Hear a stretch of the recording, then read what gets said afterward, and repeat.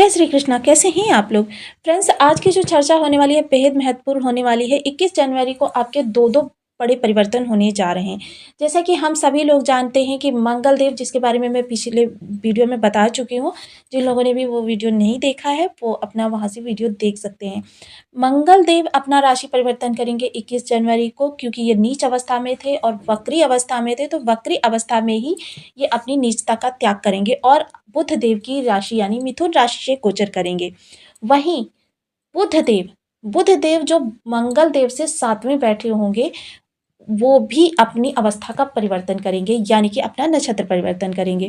बुध देव नक्षत्र परिवर्तन करके चले जाएंगे सूर्य के उत्तराषाढ़ा नक्षत्र में। ये नक्षत्र परिवर्तन जो होगा प्रातः 10:55 से प्रारंभ होगा और आपके जीवन को प्रभावित करेगा। बुध देव जहाँ देखिए तर्क के कारक होते हैं, बुद्धि के कारक होते हैं, कम्युनिकेशन के कारक होते हैं, कमोडिटी के कारक होते हैं, वाणिज्य के कारक होते हैं, वाद संवाद के कारक होते हैं और फाइनेंस के कारक होते हैं, लिक्विडिटी के कारक होते हैं, ग्रीनरी के कारक होते हैं, तर्क बुद्धि शिक्षण के कारक होते हैं। ज्योतिष तंत्र मंत्र या शिक्षा आदान प्रदान का कार्य जो भी होता है वो बुध के ही कार्य क्षेत्र में आता है। वो आप बेटी के कारक होते हैं। 13 वर्ष से कम उम्र की कन्याएं और किंडर इनके ही कार्य क्षेत्र में आते हैं। तो बुध देव का जब कार्य क्षेत्र इतना विस्तृत है तो ऐसा कौन सा कार्य होगा जब बुध देव देखिए सूर्य के प्रभाव में आ जाएंगे, सूर्य के अपराजेय नक्षत्र में। जब तर्क बुद्धि और आपकी स्वयं की बुद्धि इतनी विलक्षण हो जाएगी, तब फिर बताइए आपका कौन सा ऐसा कार्य होगा जो कि आप नहीं कर सकते हैं। जस्ट सामने मंगल होंगे, मिथुन राशि से गोचर करेंगे और बुध स्वयं मंगल को देखेंगे।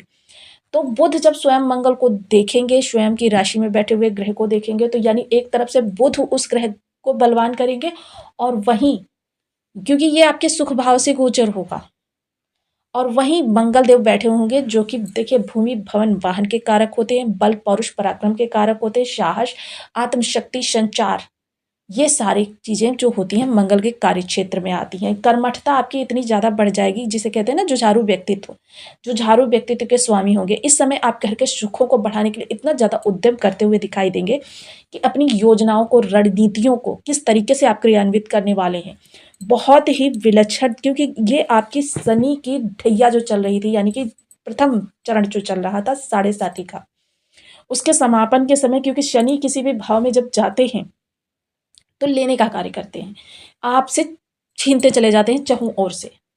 किंतु जब वो उतरते हुए, क्योंकि आते हुए शनि जो होते हैं तो थोड़े से इसीलिए खराब लगते हैं कि वो कष्टों को लेकर आते हैं, और जाते हुए शनि लक्ष्मी प्रदान करते हैं, क्योंकि ये आपके कर्म और सुख भाव में दोनों ही ग्रहों के गोचर होंगे। तो क्योंकि सूर्य से द्वादश बैठेंगे बुध देव, तो यानी कि इस समय आपकी इन्वेस्टमेंट की प्रवृत्ति बहुत प्रबल होगी, आपकी नेतृत्व क्षमता बहुत प्रबल होगी।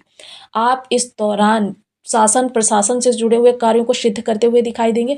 इस दौरान आपके बहुत सारे ऐसे कार्य होंगे कि जिनको आप काफ़ी लंबे समय से करना चाह रहे थे, आपकी कल्पनाएं योजनाएं दिमाग में चल रही थी, किंतु आप उनको यथार्थ में नहीं कर पा रहे थे।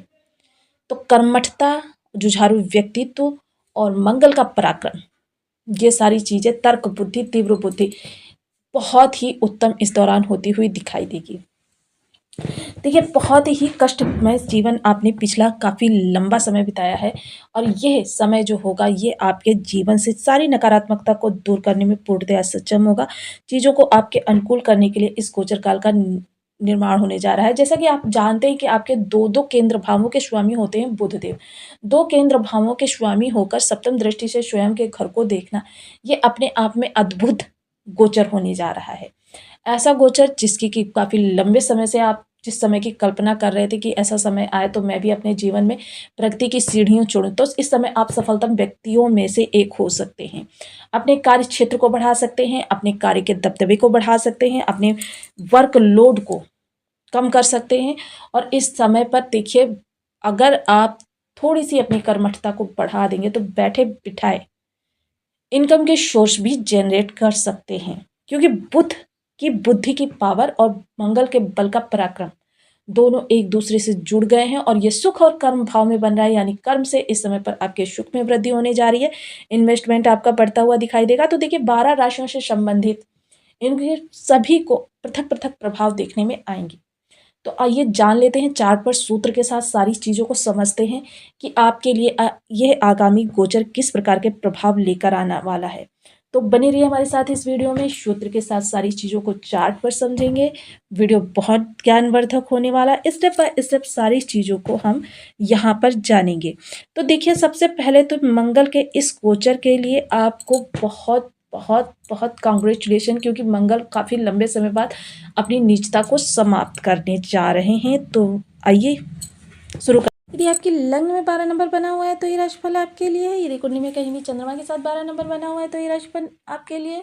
कुंडली ना होने की स्थिति में आप इसे नाम राशि से भी देख सकते हैं। यदि अभी तक आपने अपने इस चैनल को सब्सक्राइब नहीं किया है तो प्लीज़ सब्सक्राइब कर लीजिए, वीडियो को लाइक कर दीजिए, चैनल को शेयर कर दीजिए। इससे होगा क्या कि हमारे आने वाले हर वीडियो की नोटिफिकेशन मिल सकेगी आपको सबसे पहले। एक प्यार सा कमेंट करना बिल्कुल ना भूलें। कमेंट से हमें बहुत मोटिवेशन मिलता है, हौसला मिलता है और ये पता चलता है आप और क्या जानना चाहते हैं। तो देखिए, वर्तमान समय में सबसे पहले तो जो गोचर होगा वो मंगल देव का वक्री अवस्था में आपके चतुर्थ भाव में गोचर होगा और आपके धन भाव के स्वामी हैं। धन भाव के स्वामी होकर ये चतुर्थ भाव से गोचर करेंगे, यानी कि धनेश इस समय पर आपके सुख स्थान पर बैठा हुआ है। वहीं आपके कर्म स्थान में 9 नंबर की राशि है और यहाँ पर बुध देव का गोचर होने जा रहा है। बुध देव जो तर्क शक्ति के कारक होते हैं और ये कहाँ किस किस नक्षत्र में गोचर करेंगे? सूर्य देव के नक्षत्र में ये गोचर करने जा रहे हैं, क्योंकि ये जो गोचर होगा बेहद महत्वपूर्ण होगा। वही मंगल बुध समसप्तक राजयोग का निर्माण करेंगे। समसप्तक राजयोग अपने आप में, क्योंकि ये दोनों ही ग्रह एक दूसरे को प्रभावित करेंगे और मित्र ग्रह होंगे और मित्र ग्रह जब एक दूसरे को देखेंगे तो कर्म में आपके उत्तरोत्तर वृद्धि होगी, कर्म में आपके परिवर्तन के योग बनेंगे। कर्म से इस समय धनार्जन आपका काफ़ी बढ़ सकता है। सबसे बड़ी बात यह होगी कि सूर्य से द्वादश है बुध, तो इसमें समय सूर्य जो है बुध की बुद्धि जो है वह इस तरीके की बना देंगे कि इन्वेस्टमेंट वाली बुद्धि, क्योंकि 12वां भाव जो होता है इन्वेस्टमेंट का भी होता है और सूर्य से 12वें बैठे हुए हैं बुध, तो ये इन्वेस्टमेंट के लिए आपको प्रेरित करेंगे। तो इन्वेस्टमेंट इस समय, क्योंकि शुक्र भाव पर इनकी दृष्टि है, तो शुक्र यानी कि भूमि भवन वाहन से संबंधित हो सकते हैं, आपके किन्हीं चीज़ों को खरीदने से लेकर हो सकते हैं, आपके किसी भी प्रकार से आपके भविष्य को लेकर इन्वेस्टमेंट कर सकते हैं, कर्म संबंधित इन्वेस्टमेंट कर सकते हैं, शिक्षा संबंधित इन्वेस्टमेंट कर सकते हैं। कुछ ऐसी चीज़ें खरीद सकते हैं कि जो आगामी भविष्य में, यानी कि कीमती चीज़ें आगामी भविष्य में परेशानी पड़ने पर आप उनका उपयोग कर सकते हैं। बुध जो है आपके दो केंद्र भावों के स्वामी होते हैं। 2 केंद्र भावों के स्वामी होते हैं गुरु, और बुध जो होते हैं यहाँ पर स्वयं के ही घर को देखेंगे। स्वयं के घर को देखेंगे तो यानी इस समय ये अपने ही घर की स्थिति को प्रबल करेंगे, मजबूत करेंगे। तो यानी कि जब सुख भाव प्रबल होगा तो यानी कि इस समय समझ लीजिए कि 11 भाव जो होंगे आपके बली होंगे और सबसे ज़्यादा बली होगा इस समय कर्म और लाभ।